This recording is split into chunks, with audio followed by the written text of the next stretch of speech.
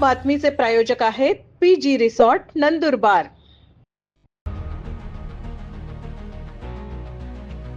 अक्कलकोवा येथील जामिया शिक्षण संस्थेला पुन्हा चपराक बसली आहे।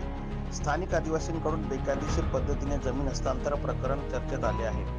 याबाबत वकिलांनी दाखल केलेल्या याचिकेनुसार शासनाने निर्णय दिला आहे।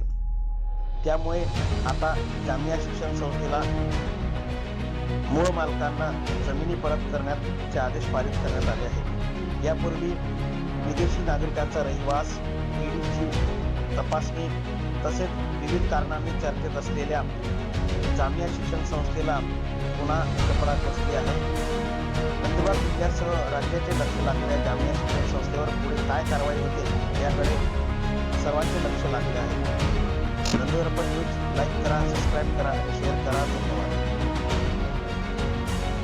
सदरच्या आदिवासीच्या जमिनी आहेत। दोघी गट नंबर मौजे पिपरीपाणी येथील गट नंबर 4A 41 42 जे आहे त्या मूळ आदिवासींच्या आहेत। त्या पुन्हा मूळ आदिवासींना मिळाव्यात या संदर्भात आम्ही तक्रार केलेली होती। जामिया इस्लामिया या संस्थेने ज्या जमिनी आदिवासींच्या नॉन आदिवासी म्हणून त्यांनी जे हस्तक्षेप केलेला आहे ते कुठेतरी बेकायदेशीर आहे आणि समाजामध्ये आम्ही सुशिक्षित नागरिक याच्यामुळे आदिवासी सुशिक्षित नागरिक म्हणून मी याच्यामुळे पुढाकार घेतला आणि ह्या गोष्टीचा मी वैयक्तिक म्हणून खूप आणि अगदी निषेध करतो मी या गोष्टीचा।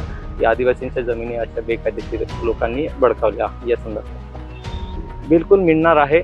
या संदर्भातला त्यांनाही सुद्धा अपील करायचा अधिकार आहे, परंतु माझे तहसीलदार यांनी आदेश केल्याप्रमाणे मूळ आदिवासींना देण्याचा माझी तहसीलदार यांनी आदेश केलेला आहे। तशी नोंद करून मूळ आदिवासींना मूळ जे वारस आहेत त्यांना सदरच्या मिळकती देण्याचा माझे तहसीलदार यांनी आदेश केला। तशी कारवाई योग्य त्या स्तरावर झाली पाहिजे असा आदेश पारित केला आहे आणि ती कारवाई सुरू आहे।